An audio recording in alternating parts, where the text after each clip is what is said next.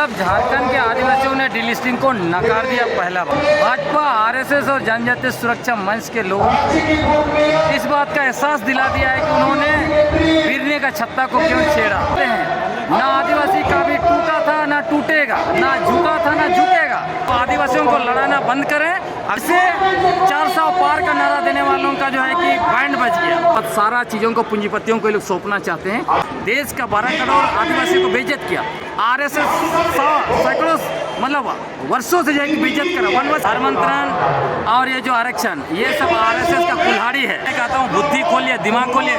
भगवान ने आपको दिमाग दिया है।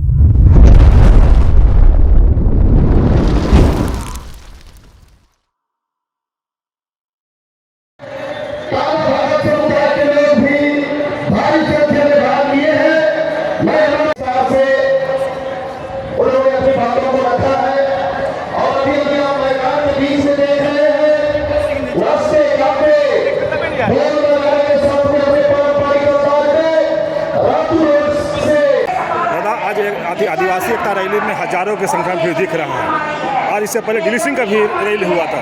तो क्या लगता है जो डीलिस्टिंग को मांग कर रहे थे, भीड़ देख करके उनको क्या महसूस होगा?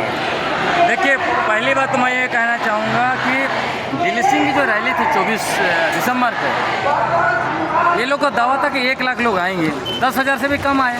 मतलब झारखंड के आदिवासियों ने डीलिस्टिंग को नकार दिया पहला बात। दूसरी बात, आज का इस भीड़ इसने भाजपा, आरएसएस और जनजातीय सुरक्षा मंच के लोगों को इस बात का एहसास दिला दिया है कि उन्होंने गिरने का छत्ता को क्यों छेड़ा। ये चटानी एकता है। अभी यहाँ से झारखंड में नई राजनीति शुरू होगी। मैंने अपने भाषण में भी कहा है, जो लोग आदिवासी एकता को तोड़ना चाहते हैं उन लोग को हम बताना चाहते हैं, ना आदिवासी का भी टूटा था ना टूटेगा, ना झुका था ना झुकेगा। जो आदिवासी एकता को तोड़ने की कोशिश करेगा उसको हम लोग झारखंड से उखाड़ के फेंक देंगे। ये जो है कि 24 में ये साबित होगा, देखिएगा। इन लोगों को 2019 में जो सीटें मिली थी विधानसभा में, वो भी सीट इनको नहीं मिलने वाला है। तो आदिवासियों को लड़ाना बंद करें। अगर आदिवासियों का हित चाहते हैं तो ये लोग जो है कि आदिवासी मुद्दों को उठाएंगे, तब कुछ थोड़ा बहुत उनको मिलेगा भी।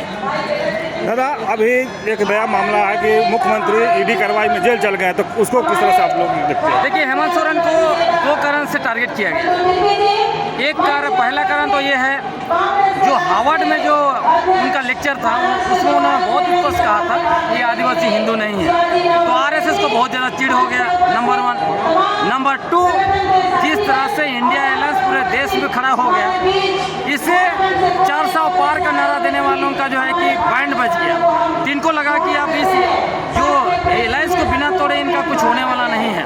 और जिस तरह से बिहार में जनसंख्या उमड़ा राहुल गांधी के पीछे, तो उनको लगा कि झारखंड में तोड़ने से ही ठीक होगा। अच्छा, वहाँ तोड़ा, कुछ नहीं हुआ। अब यहाँ उनको लगा हेमंत सोरेन उनके साथ चला जाएगा तो बात बनेगी। हेमंत सोरेन ने कहा कि मैं झुका नहीं हूँ ना झुकूंगा, तो इसीलिए अंत में उनको अंदर डाल दिया। लेकिन उनको इस बात का एहसास नहीं है। जेल में जरूर है हेमंत सोरेन, लेकिन आप जितना उनका यहाँ पे झारखंड में था उसे 10 गुना उनका जो पॉपुलैरिटी बढ़ जाएगी। वो एक एक व्यक्ति का आज की तारीख में एक एक आदिवासी का मॉडल हो गए, आदिवासी मूलवासी का। ये समझ लीजिए, बीजेपी ने, आरएसएस ने गलती करके हमें एक बहुत बड़ा नेता दे दिया। मतलब अब समझ लीजिए, आने वाला समय में हो सकता है हेमंत सोरेन अपने बलबूते झारखंड में सरकार बनाएंगे। जिस दिन अपने बलबूते सरकार बनाएंगे तो इनका क्या होगा, इनको समझना चाहिए। और कुछ आदिवासी बोलते हैं कि हम हिंदू हैं, तो क्या आदिवासी हिंदू हो सकते हैं? आपका क्या विचार है? देखिए, ये सिंपल सा थेट्रोलॉजी है। अभी देखिए क्या हुआ था पहले, जब इतिहासकार लिखे बोलते थे वो भी कि आर्य लोग बाहर से आए, तो लोग ये क्या कहते थे, बोलते थे कि ये तो अंग्रेजों ने ऐसे लिखा। लेकिन अभी देखिए, अभी नया ज़माना आ गया, नया स्टडी हुआ है जिसको बोलते हैं population genetic. Direct DNA test कर रहा है। पॉपुलेशन जेनेटिक ने ये साबित कर दिया है कि भारत में 65,000 साल पहले आदिवासी उनके पूर्वज आए और सबसे पहले होंगे आदिवासी लोग आए, जो अभी भी जीवित हैं। अंडमान में 117 उनकी जनसंख्या है। उसके बाद हमारा मुंडारी ग्रुप जो खड़िया संताल हो ये सारे वो लोग आए। उसके बाद द्रविडियन आए, फिर एग्रीकल्चरिस्ट आए, फिर जो है कि आर्य लोग आए, चौथा माइग्रेशन में आए हैं वो लोग। तो मतलब ये बहुत बाद में मात्र 4000 साल पहले आए हैं ये लोग। ये लोग कहते थे कि सिंधु घाटी सभ्यता हमारा है, लेकिन वहाँ जो 3 कंकाल मिला उसमें आर्यों का R1 A1 DNA तो नहीं है। ये किसका DNA मिला? तमिलनाडु में जो ये इरुला आदिवासी उनका DNA मिला। तो ये सब कुछ साबित हो गया है कि ये लोग बाहरी लोग हैं।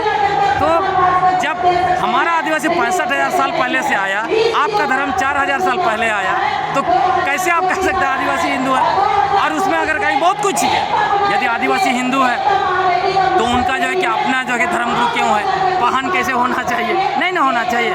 सुप्रीम कोर्ट देश का कानून आज़ादी के बाद बना, 4 हिंदू संबंधित कानून बना ना भाई, हिंदू मैरिज एक्ट से लेके सेक्शन एक्ट, ये मेंटेनेंस एक्ट, एडॉप्शन एक्ट, सब में लिखा हुआ है कि ये आदिवासियों पर लागू नहीं होगा। क्यों लिखा गया?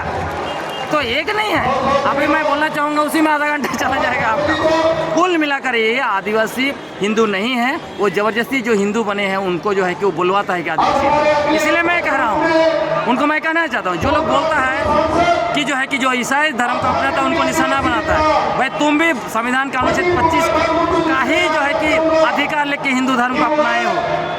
सच बोले, अगर असली और नकली का खेल खेलोगे तो तुम भी आदिवासी नहीं हो, ये भी समझ जाओ।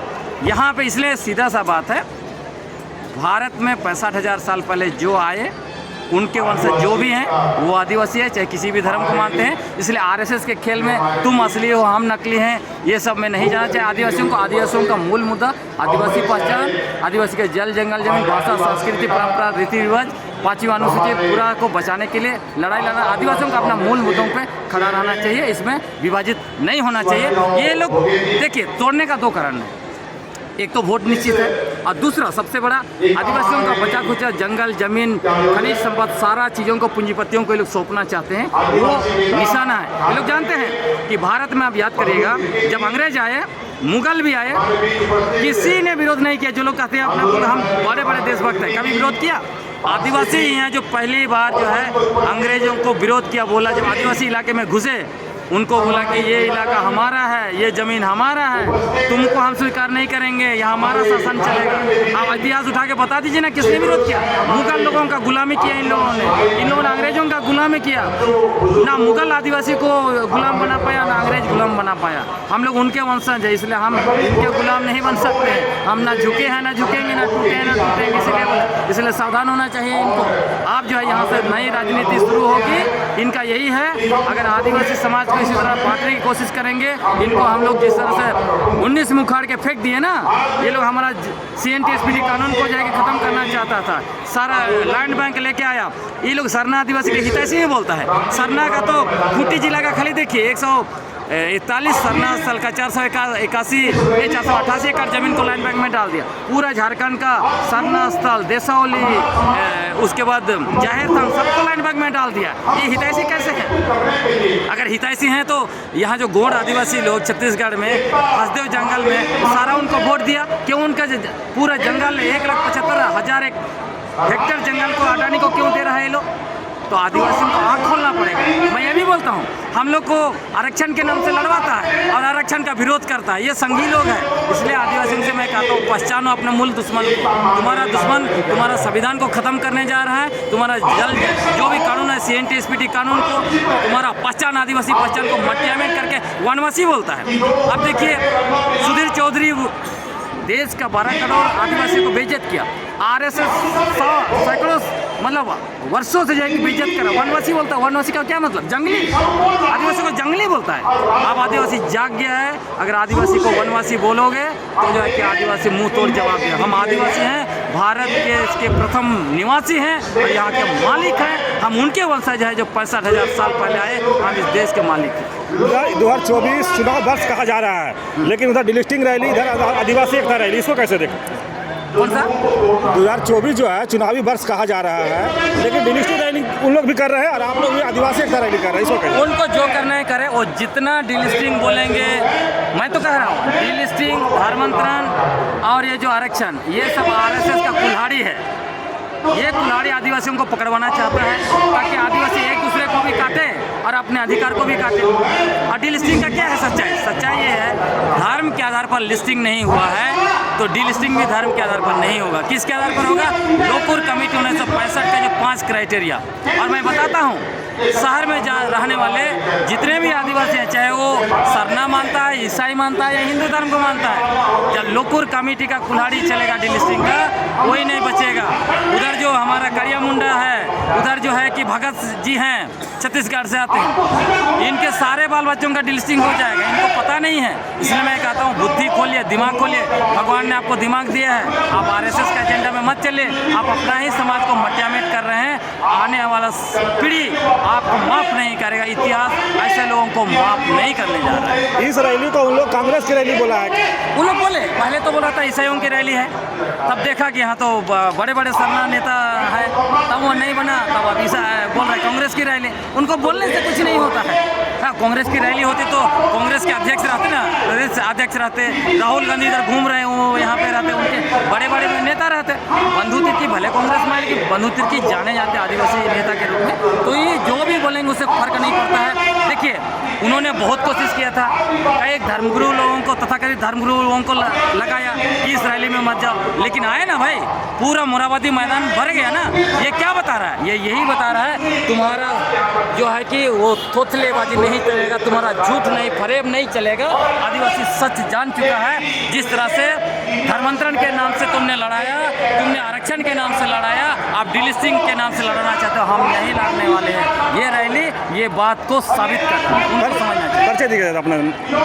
मेरा नाम ग्लैडसन लुंगुन है, मैं एक्टिविस्ट हूँ, लेखक हूँ।